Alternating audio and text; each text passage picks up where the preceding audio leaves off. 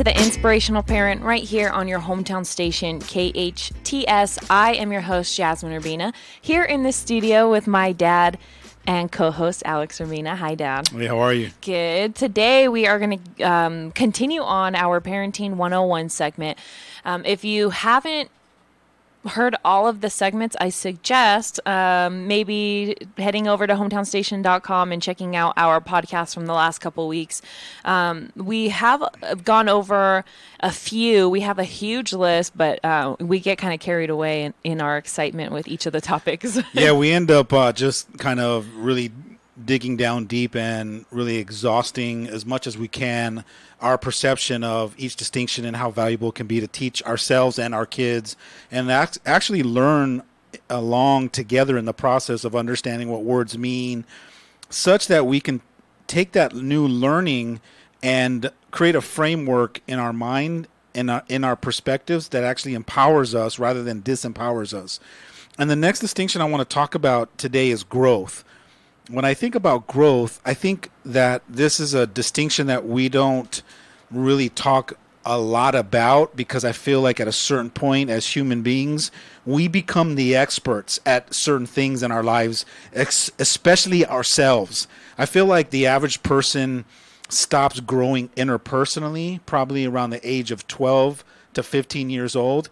After that, I feel like we're just kind of regurgitating the things that we already know. And we pretend to really not continue to be open-minded and continue to learn and be the student of life. I feel like there's a lot of people that really want to be coached and mentored and continue to learn and grow in themselves, but there's some things that stop them from really digging down deep and continuing to be open and taking a lot of the new information in. Yeah, I think at a certain point, probably like in our preteen age is when we kind of get like, we stop being interested in those things. We stop being interested in, spending time on ourselves and most importantly, I think what happens is the excitement stops, like once you feel like you kind of know a lot and, it's not exciting anymore. It's kind of like when you go to school and you're young and you're excited to learn. You're excited for the first day of school with your new backpack and your new pens. And, you guys know the feeling, opening a brand new notebook and being ready to learn. But once you get 5, 6, 7 pages in, all of a sudden it's not as exciting anymore. And all of a sudden it's work and you really got to get down to it. And that part of the uncomfortableness too is, I think, what stops our growth. I really don't think it's that we can't do it or anything. I think what happens is it starts to get a little bit uncomfortable, at least for me. Like I get uncomfortable when I start focusing too much on myself and who I am, that it's scary, and I sometimes don't like what I see, and it makes me want to check out and just say, okay, maybe I'm going to put this on pause for a little bit. And then that little bit turns into months and years, and then you never check back in. Absolutely. You actually brought two powerful distinctions into this discussion of growth. And that is being willing to be uncomfortable. Because whether you know this or not, but growth happens outside of your comfort zone. As long as you're hanging out in your comfort zone, in your teens, in your early 20s, 30s, 50s, 80s, as long as you're hanging out inside your comfort zone, you're not growing. You're not evolving. And the world is constantly growing and evolving with or without you. And some of the saddest moments of my life is watching especially elderly people get to a certain point where they've given up on the growth process. They've given up on discovering and learning.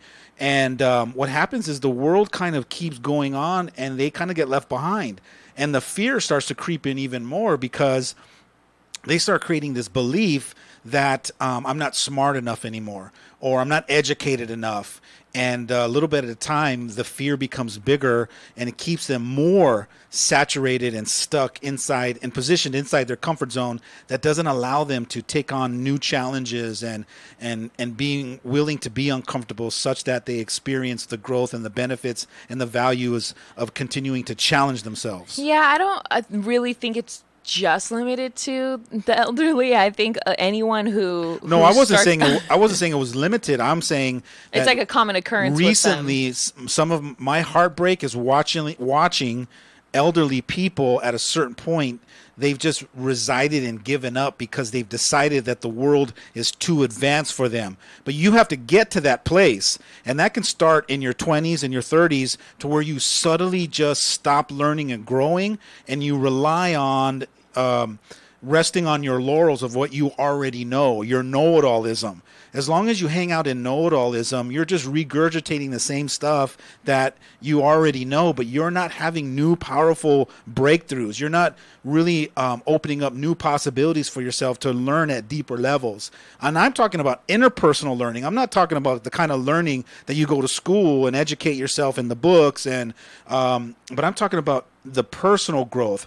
When was the last time you really challenged yourself interpersonally and took yourself on at such a rigorous level that you're having these interpersonal breakthroughs and ahas, and you're really noticing that in your life, you're transforming the results in your life? Yeah, I also, kind of feel like maybe, I don't know if you've noticed this with like your clients or family or friends or anybody, but I think it seems to me like as people get older, I've very I hear people say all the time, like, "Oh, you can't teach an old dog new tricks," and when they're referring to their growth, and I've even heard people say, like in their 50s or 60s, and say like, "Oh, what's the point? Like, I'm almost to the end of my life." But when you really think about it, if you're in your 50s or your 60s, let's say you're in your 60s and you make it to 90 years old, do you really want those last couple years to, not even couple, that's a lot of years, so do you really want those 30 years to go by as if you don't really have that much time left? And I feel like maybe if people were to stop and realize and think like, oh, okay, I'm only 60 years old, I probably have a good 30 or 40 years left on this earth. How do I want to spend it? And I don't think that that's where they're coming from. I don't think they're really taking a step back and realizing like that they still have a big chunk of life ahead of them. When I think of growth, I think of mastering your life. I don't know how you visualize like interpersonal growth, but I think of it more like I'm on this journey of learning how to master me in my life. And when I say that, I mean, I want to learn how to master my emotions. I want to learn how to master myself in relationships such that people are experiencing me at a higher level. People are feeling safe around me. People are feeling loved, and that I'm not triggering certain insecurities in other people such that I'm having these extraordinary experiences in my relationships. And all of that, from what I've learned so far in this conscious journey of 25 years now, is that it really all boils down to me. Like, I can't change people. I can't control people. I can't make people love me enough or accept me enough or be respectful enough to me. But I can master my own self. And once I start learning how to grow and develop and learn and master more of my interpersonal insecurities and really focus inward, I'm able to start having more powerful results in my life. One of the things that you said that I really like just locked onto was kind of saying like, worrying about like triggering other people's insecurities. And I realized that almost every word I say, like I could say one word and it could possibly trigger somebody's insecurity. That's right. Absolutely. And, Absolutely. And I realized that just because I realized in the last couple of months that even in my regular conversations like with my family and friends, someone could say 3 words and then my own insecurities get triggered, not even realizing that I probably do that every day. And it's not even the words, but sometimes it's the music behind the words. It's how you say it. Like, or the look you give. Exactly. And all of those things, all those mechanisms, from the words you choose to the tone that you use to the expressions on your face, if you are totally unaware of that, all those mechanisms, and then you're wondering why so-and-so is always mad at you, or you're wondering why your wife is always upset at you because apparently you never listen to her, and you're always having these breakdowns in your relationships, has it ever occurred that there's a possibility that there's some control on your side of higher level of awareness, that if you were aware at that level, you can kind of be more conscious in how you're presenting yourself in your relationships such that people feel safe around you. They feel empowered. They feel inspired by what you're saying and who you're being and your mannerisms, that they know without a shadow of a doubt that when you give them your advice or you're pointing something out, that you're on their team and that you love them and you want them to win,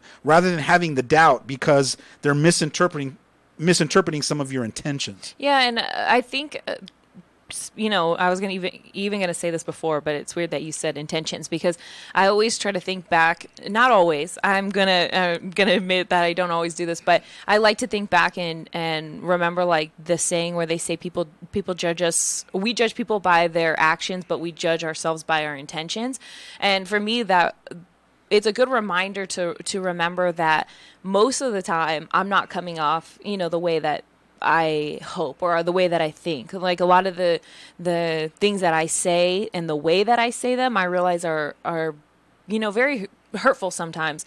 But I'm not judging it myself that way. I'm saying, oh, well, I said this because of this. Like, I'm able to defend myself and back myself up, but the other person isn't. And I think, when I'm putting this into relationship with growth, it's kind of like I judge my own growth based on what I want to be and based on my intention. But when I don't see other people, change for me or change because I pointed something out, I'm judging them by that action. And I think that we all do that. I kind of think that we forget how hard it is to actually change. And I don't know if change and growth are like, they're probably not hand in hand. You probably have a very specific description for each. But for me, part of my growth is changing. It's changing the bad habits to new, better ones. And I'm realizing that I personally, and I'm sure most of us are doing this, I'm judging myself based on how I want to be or how I'm trying to be, not about how my actions are coming off. But I'm judging everybody else based on how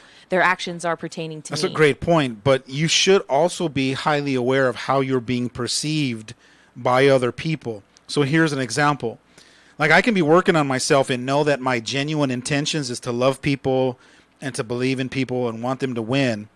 But if I'm getting feedback from other people that they're not feeling loved, that they're feeling challenged, or they're feeling judged, or they're feeling criticized, and that's the feedback I'm getting or the results I'm getting, I have to look at that for a moment and ask myself, this is obviously how I'm showing up. Because you can have an intention to be all loving with your kids, for example. But if I were to pull your kids aside and ask them honestly, do you feel like your parents love you? And even if they had a shadow of a doubt and they had to think about it for a moment, and they go, yeah, I think my mom loves me. Just the fact that they're thinking about it, they have to pause, lets you know that they probably don't feel your love fully at 100%. But if I were to ask you how much you love your kids, you would say 250%. So the way that we think we're showing up and the way that we're actually being experienced by other people can be two totally different experiences. So you have to be mindful of how you're showing up in the world to others as well as feedback to go, all right, what's missing in me that I'm showing up to these certain types of people as arrogant or self-righteous or demanding or condescending. Like, there's something about me and my mannerisms or the words I use or the tone that I use that they're having that interpretation and they're experiencing me like that, even though that's not where I'm coming from, because I'm coming from my heart and I want people to win and I want you to know how amazing you are. So we still have to be aware of that and be mindful of that and still try to figure out how to course correct that. But what's crazy is in that example that you gave, your kids are giving you feedback. Like, even if you're like in an argument and your kid says, well, you don't love me or you don't care about me or, whatever they throw at you, instead of taking that as feedback, I think, what parents do is they take it obviously, they're going to take it personally. That hurts to know that your kid thinks that you don't care about them. But not just that, they lash out like in anger, like that's like your kid's way of sharing that and explaining that to you. And instead of taking it and trying at least to understand, we get angry because it's like just got hurt. You got to decode it. That's why I call it Teenglish, because when your kids are acting out in anger or they're misbehaving or they have behavior patterns that are negative or they're talking back or they're turning away from you and just walking away when in mid sentence. Those are all signs and symbols that you have to decode of a certain language that they're trying to say to you. So an example would be one of the conversations that your kids could be having in their mind is, oh my God, you never trust me. And it shows up in them rolling their eyes and just walking away from you. And now you're reacting because you're interpreting that as being disrespectful. Instead of not taking it personal and being neutral in that moment, and then asking yourself, why would my daughter be doing that? Maybe there's a possibility that she's trying to send me a message that she doesn't yet know how to articulate or speak out. And that's why I've created that buzzword Tinglish, is because your kids are trying to say something that they need from you that they don't know yet how to explain. And so as parents, especially conscious parents, we have to really be mindful of there's got to be something down at the core underneath. There's the root cause of why my daughter would be walking away from me, rolling her eyes, other than me just perceiving it as being disrespectful. There's something else going on. And a lot of times when I do parent coaching, I will tell the parents, there could be something deeper that's going on that's not the symptom. Are you willing to look at what the core issue is? Yeah, well, that'll be the day when, a parent lets you storm away and kind of at least tries to understand where you're coming from, the same way, they expect us as the kids to come up and just straight up say it and say, hey, you know what, Mom, I feel like you don't really love me right now. No, your kids aren't going to do that. They don't know how to do that. But they're doing it in a version. They're doing it in a form. In a kid form. Yeah, and I think the best way they know how. Yeah, the best way you would have known how to as Right. a kid. And I think, it's unfortunate because I really think that that's, in a very expressive way that parents are taking personally and then getting angry about. And that's why even when your kid comes to apologize and they say, oh, I didn't mean those things I said, they probably didn't mean the way it made you feel, but they didn't mean to hurt you, but they really did mean the things that they said. They really did mean that they were hurt and everything. But I think sometimes parents just don't really pay attention enough. And I know that you'll argue and say, yeah, but that's your job, you need to be doing that and everything. But I think the doing type of parents, they're like okay with taking the apology and then moving on, whereas I think for the kid it kind of sits with them a little bit, and then it comes up again in the next fight and the next fight and the next fight. Mm-hmm. And parents are okay with just taking the apology and moving on. And what will happen is that the child will justify it with, see, it doesn't matter, my mom's not going to get it. They don't get it. They don't understand what I'm trying to say to them, even though your child doesn't know how to articulate it themselves, but they just kind of give up at a certain point. They just roll their eyes and they throw up their arms and they just surrender. And that's why as a mindful parent, you have to be willing to stop yourself and reflect and go, why is my son still doing this? Why am I struggling this? What's at the core? What's underneath that? And a lot of times, my job is to help those parents decode that and try to get at the root core and figure out what's going on. What's the resentment that your son's holding on to? What is the anger that your daughter's still holding on to and it's manifesting in her behaviors? A lot of times as parents, we want to address or deal with the symptom. We're not taught how to go to the root cause and handle the root cause such that all these symptoms start to slowly fade away and their behavior shifts. And so once you start to paint that picture for parents, you're now starting to educate them to think in a broader perspective. If you think about it like a doctors, good doctors, extraordinary doctors, they don't deal with the symptom. They try to figure out if you got pain in your arm, they're trying to run tests on you to see where's the pain coming from. Oh, you have some issues going on in your heart, and that's why you got the pain. So we need to deal with the heart. Doctors that aren't that mindful, not that aware, not that extraordinary, when you tell them you have arm pain, they're now going to give you medication that's going to deal with the arm pain. So you got to ask yourself, what kind of a parent am I? and how effective do I want to be? If you want to be really super effective in your parenting and really help your kids emotionally develop in a more powerful way, you got to start learning how to get to the core and start resolving some of those issues. Yeah. That's your job. And that's a really good picture to paint, because I feel like I'm having trouble expressing it. So good job. But one thing I wanted to point out is we were going back to, we were saying, your kids are going to throw their arms up in the air and they're going to apologize. And not every kid does that. Not every kid backs off. Some kids, they don't apologize. They won't take your apology over their dead body. Are they ever going to apologize? So, there's obviously different types of kids and different stages that they're going through in their life. But for those kids that don't apologize, I hate for parents to assume that they're going back in their room like, yes, I won. Like, I have the last word. Yeah, my mom's terrible. Yeah. No, they're going back in their room and they're beating themselves up and they're asking how they got in this position in the first place. They're asking, themselves why.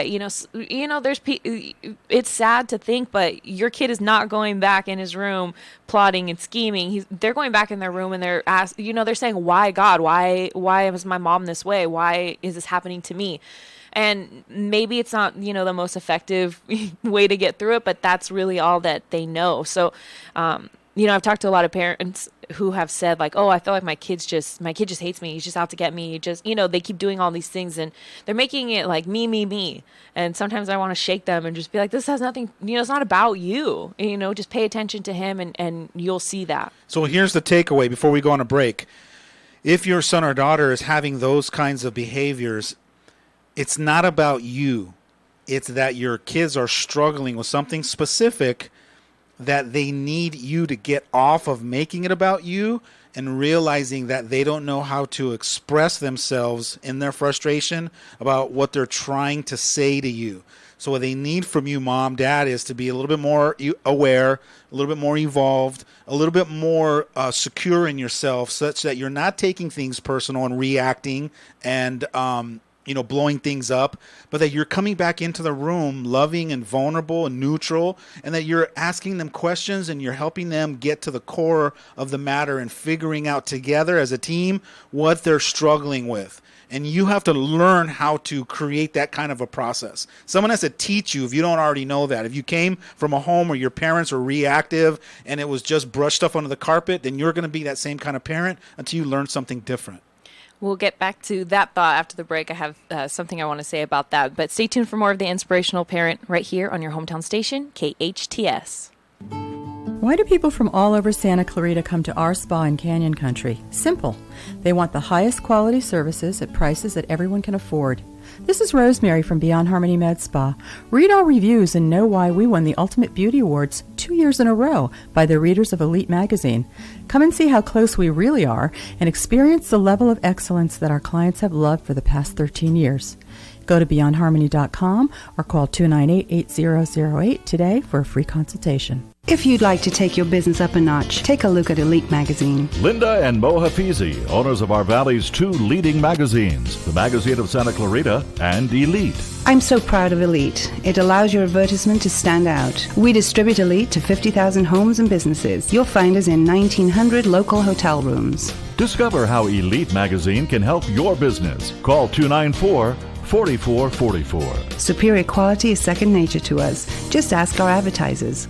The Santa Clarita Artists Association has a new gallery in downtown Newhall on 6th Street between Main and Railroad, right across from the Canyon Theater Guild. The gallery features our members' paintings, sculptures, and one-of-a-kind handcrafted gift items. Whether you're an art lover, buyer, or an artist wishing to join, visit our website at santaclaritaartist.org, come to our free monthly meetings at Barnes & Noble, or stop by the gallery. For upcoming events and exhibits, check us out at santaclaritaartist.org. We make visual art visible. There are times when nothing else will do because you know exactly what you want. You want the Alamo, the taste of true Mexican cooking at its best. At Alamo, you're treated to a taste that is truly Mexican with an atmosphere to match. Enjoy a Cadillac margarita, try a mucho burrito, or sizzling fajitas. Voted the best Mexican food in the SCV and a favorite of former supervisor Mike Antonovich. Alamo Rotisserie in Granary Square, serving Santa Clarita for over 30 years.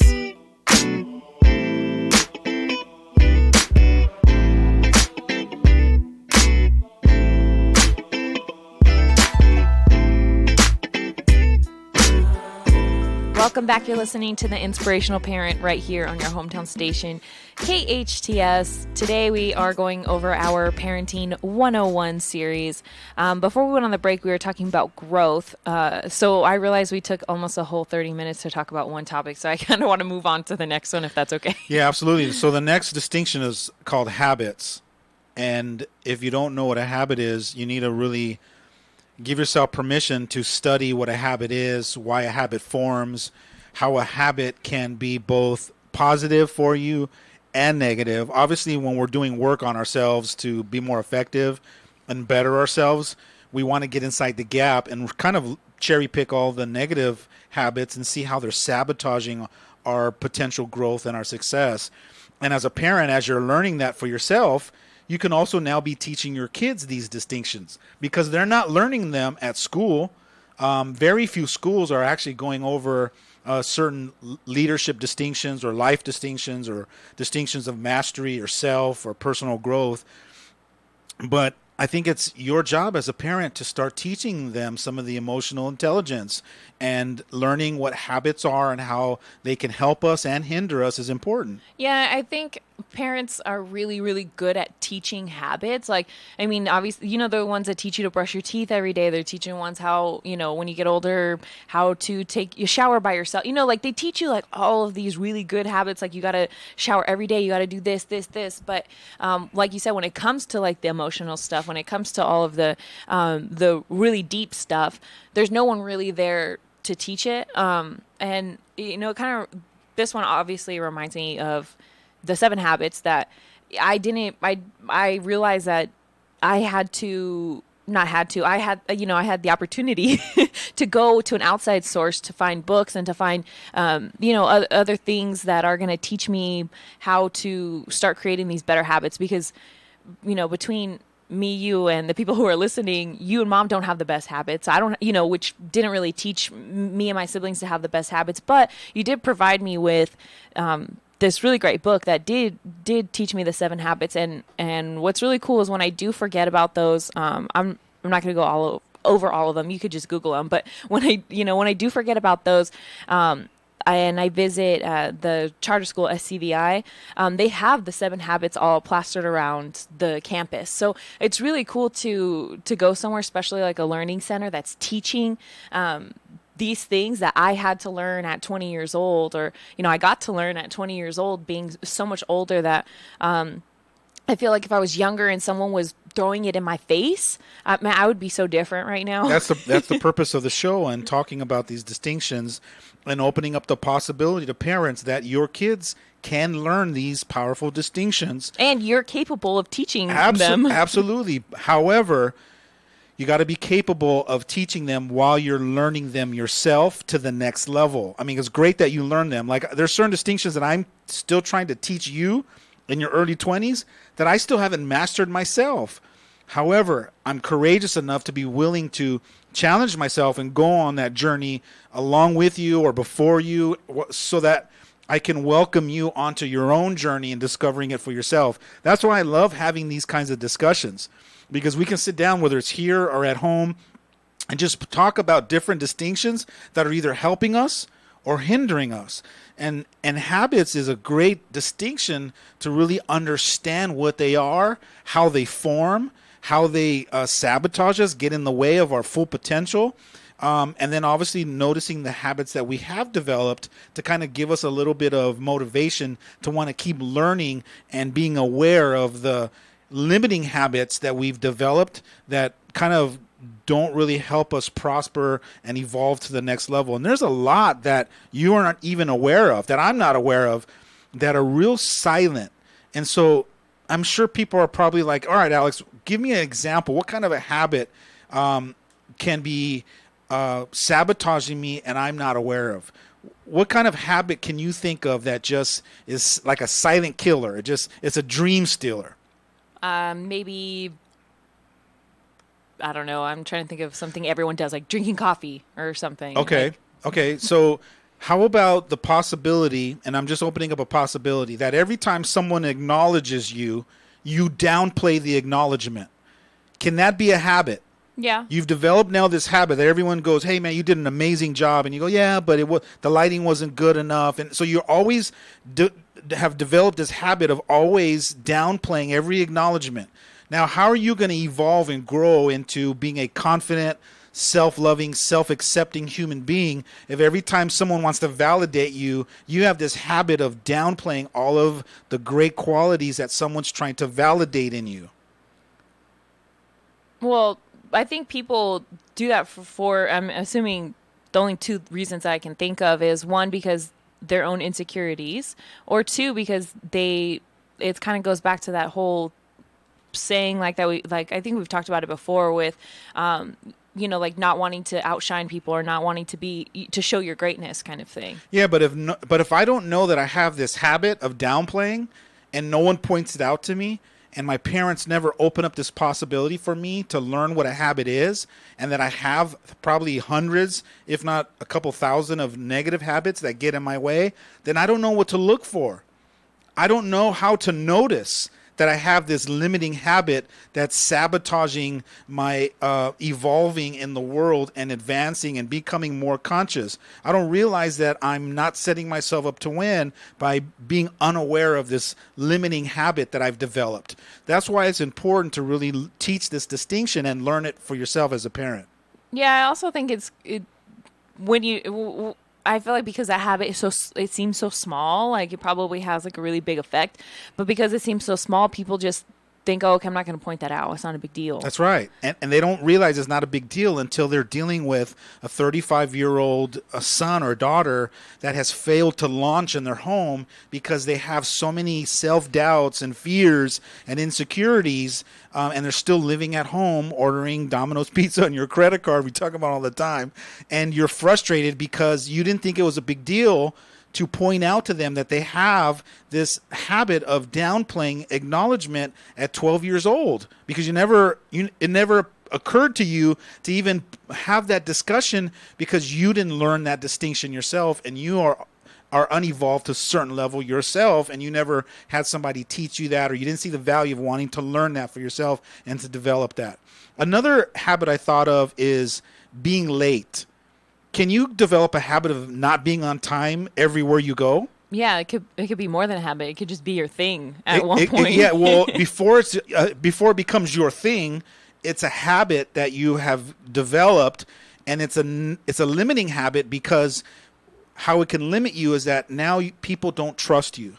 People can't count on you to being there. People are now in your life, in your inner circle, don't see you as loyal, as responsible. They're not going to invite you to certain things. You're not going to have opportunities given to you or being invited to partake in those, because they have decided that you're untrustworthy because you can't be at certain places on time. Now, that could be a limiting habit that if you never realized you had it and no one pointed it out to you or taught you the distinction, you're just totally unaware of it, not realizing you're sabotaging your own credibility. I feel like I may have pointed that out to people, like almost everything that you've said to people. And like one of the really common responses is, how did you get all of that from me being late?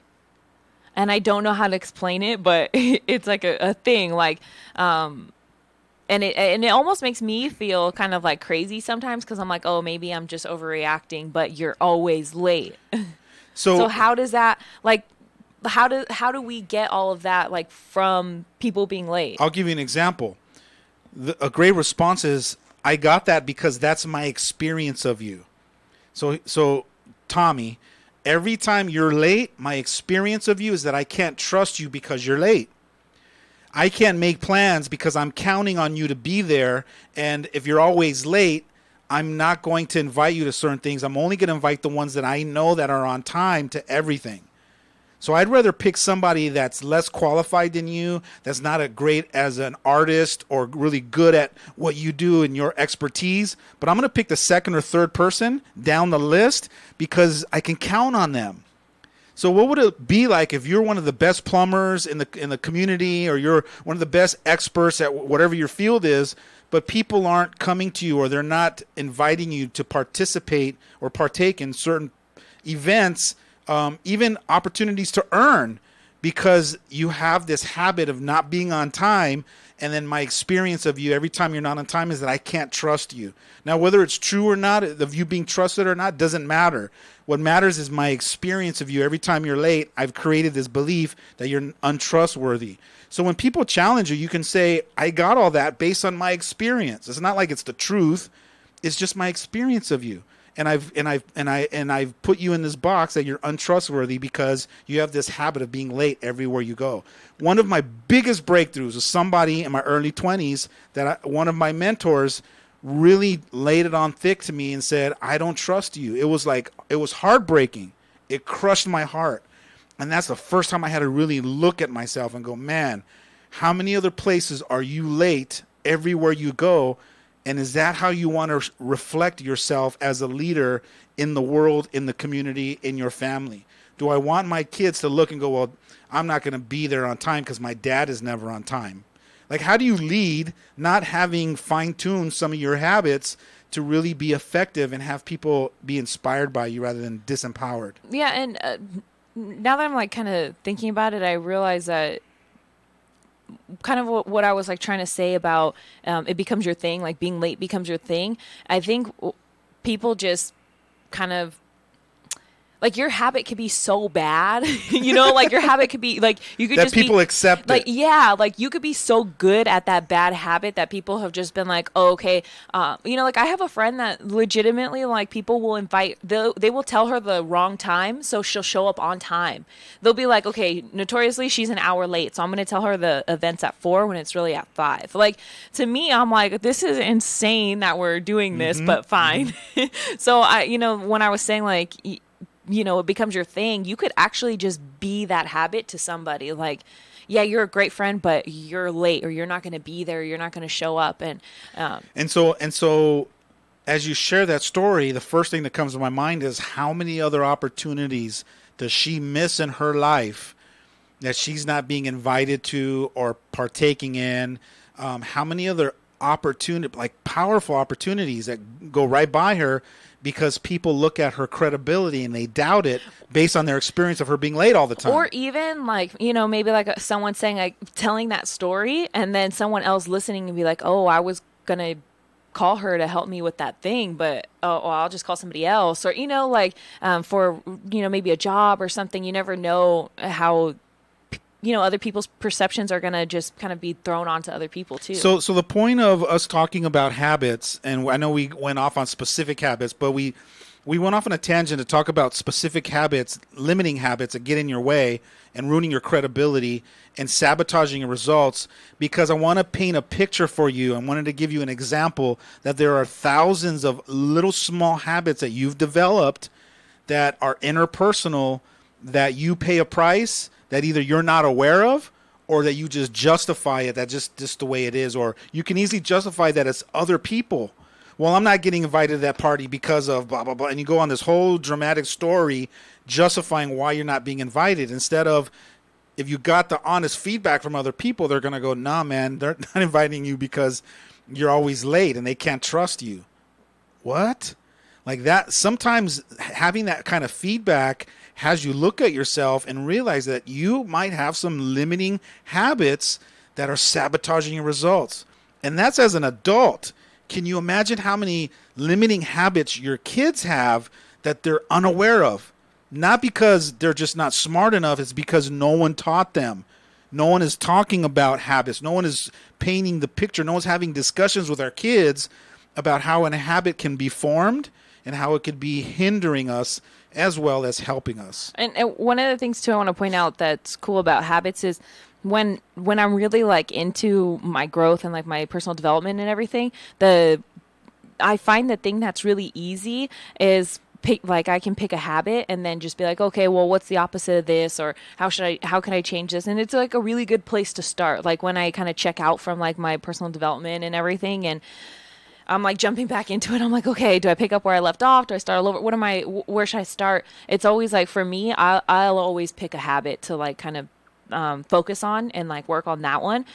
Just because I feel like they're a lot easier than getting deep down into the deep stuff. Like, oh, I don't know how to love or something, like something really deep. But, I could pick a habit like, oh, I'm not waking, I wake up kind of late. Like, let me start my day earlier. And those are the limiting habits. And there's also positive habits that you got to really be aware of and mindful of and point out to your kids that they have developed those. So good for you guys. And I'm really proud of you because you have displayed these positive habits that are really part of your success. And it's the part of you that I'm proud of because you really locked on those habits. And this is how those habits are supporting you in your growth. And this is what I can see from the outside as a third-party perspective, watching your habits being put into play and how it's really heading you down this road of being this powerful leader in your life. The best habit that I love the most is the one up on Golden Valley at the top. They got these awesome cheeseburgers that are pretty amazing. I thought you were going to say something serious. Only because we got to go on a break, so I had to break the ice a little bit. All right, we'll be right back. Stay tuned for more of The Inspirational Parent right here on your hometown station, KHTS. Santa Clarita, bedbugs are taking over our city. They've invaded our homes, our businesses, and most importantly, our sleep. If you have suspicious bites that appear nightly, or have a bug that you need ID'd, your best option is to make one call to All Pro. We offer a 100% guarantee that your bedbug issues will be solved with heat in one treatment. No need to tent or spray your house with chemicals. Heat is all you need. Call 661-298-2200 or text me a bug picture to 661-645-0540. It's time to sleep tight again, STV. Every day after school, children and teens in our community are alone without academic support, access to healthy food and activities, or adults to guide them. With your support, we can provide our youth a second home, support their academic success, and build leaders. Join us Saturday, June 2nd at All That Glitters is Gold, the Boys and Girls Club of Santa Clarita Valley's annual benefit auction. Visit scvbgc.org or call us at 661-254-CLUB to purchase your tickets. Hi, Kirk Stinson here with Plumbing by Kirk, your hometown plumber, here to let you know that it's sometimes more cost-effective to have Plumbing by Kirk fix it than to have your husband wrestle with those plumbing problems. And if you play your cards right, you might not have to let him know that we were even there. We invite you to visit our website for free plumbing advice at plumbingbykirk.com or give us a call, 263-6519. That's 263-6519. My dad is the best plumber ever. Plumbing by Kirk. The issue of immigration reform is more than politics for Congressman Steve Knight. It is personal. Steve Knight doesn't see immigration as a simple issue without impacts on families. He sees the faces of hardworking people yearning for a better life. He hears the DACA kids who have grown up in here. Yes, immigration reform is personal for Steve Knight. I know, because Congressman Knight is my husband. I am Lily Knight, and I am an immigrant from Chile, where I was born and raised. Now I work as a NICU nurse in a local hospital. While presidents of both parties have failed to find a solution, Steve isn't giving up. Steve Knight is working with Republicans and Democrats to fix our immigration system. He co-sponsored a bipartisan bill which would protect DACA recipients and provide the opportunity for a legal path. I am proud of my husband for standing up for DACA kids and fighting for an immigration bill. I'm Steve Knight, and I approve this message because protecting young immigrants is the right thing to do.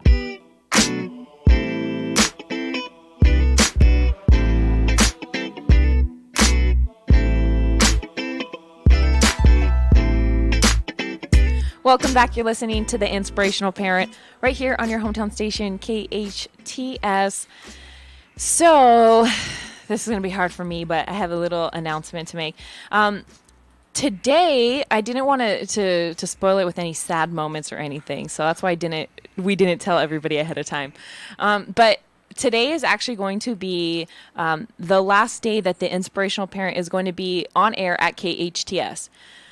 Before you freak out and cry, we will be continuing The Inspirational Parent. We probably will be putting the show out in segments, smaller chunks, so that people can find more time just to jump into the podcast or the YouTube video at their own convenience and in smaller chunks. But I just wanted to say thank you to everybody who's listened, everyone who's jumped in on Facebook Live.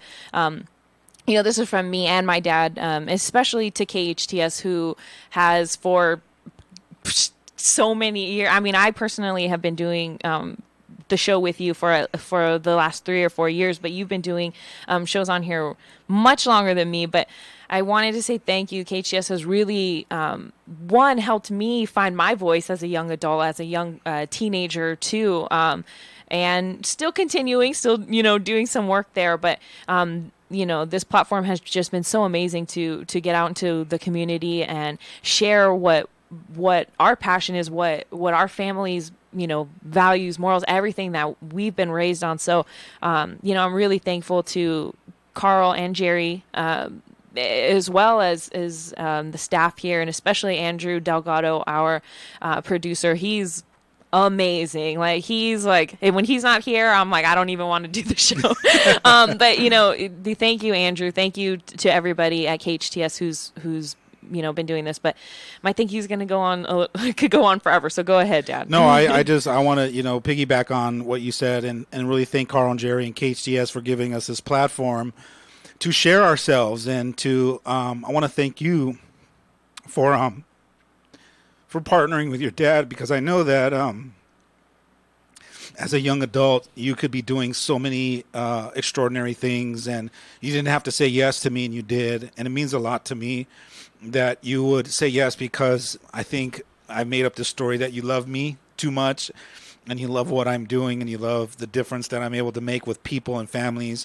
And you just have bought in since day one with my vision, when I wanted to make a difference in the world and help families reach an extraordinary level of love and tolerance for each other.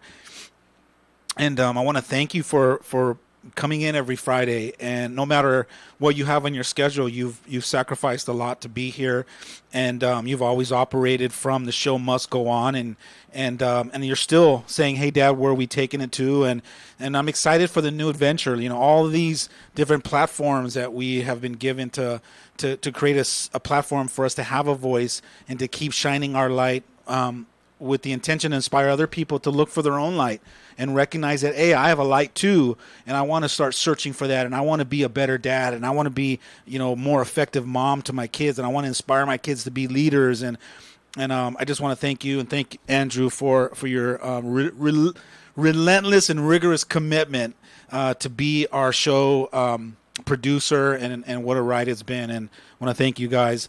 However, with that transition of the Inspirational Parent, now we'll probably still put it on Facebook Live and put it on different social media platforms, as well as YouTube and its own YouTube channel, so you can go watch it, and also condense it a little bit, have it be a real powerful 20-minute golden nugget, and really get to the heart and core of some of these extraordinary relationship issues. I am going to continue a new show on Fridays at noon. And I'm proud to say it's the Alex Urbina radio show, and it's a show that's dedicated to coaching people. So it's going to have one-on-one call-ins with people that I'm going to coach live on the radio here at KHTS. And I'm excited about that, because it's going to paint a picture and allow people to be in the conversation and kind of peek in and hear all the powerful breakthroughs that happen in a one-on-one coaching session. Yeah, and I'm really excited, one, for you to be making someone else cry on the air, that who isn't me.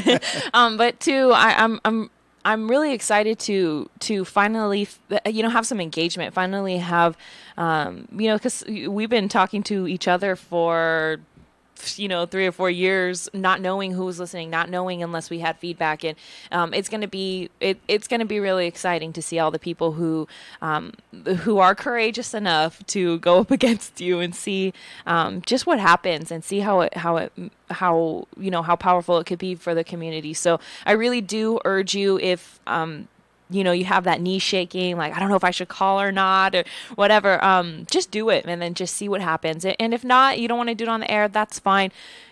Just a simple call to my dad could probably I mean, I'm not trying to be dramatic or anything, but it could probably change your whole life. But I am excited. So that new show is going to start next week.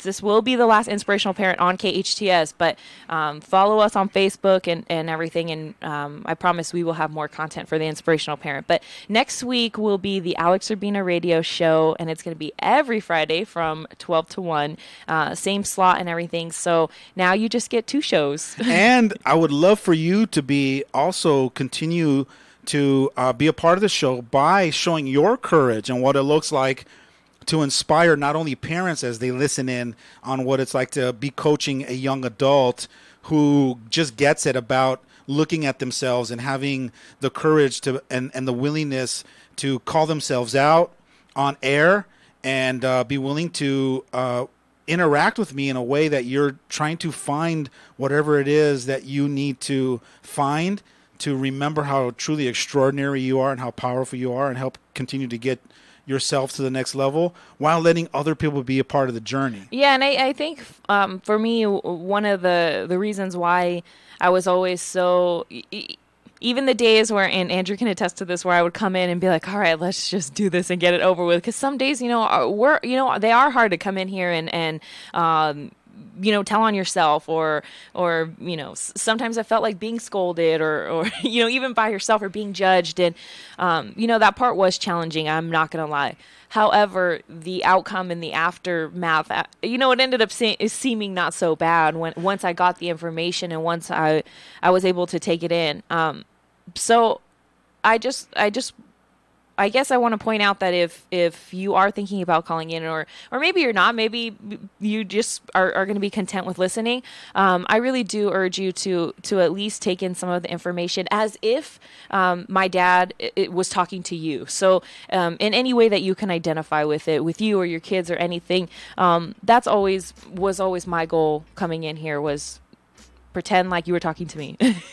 And I want you to know how truly extraordinarily I am proud of you as a young woman, and I want you to know that I see you and the growth that you've had on this show just by having the courage to be vulnerable and be transparent is light years. You're light years beyond ahead of yourself as a leader, and I love you so much, and I want to thank you from the bottom of my heart for being my partner in crime. I love you too. It's great to be seen. The Alex Urbina radio show next Friday and every Friday, 12 to 1 p.m. right here on your hometown station, KHTS.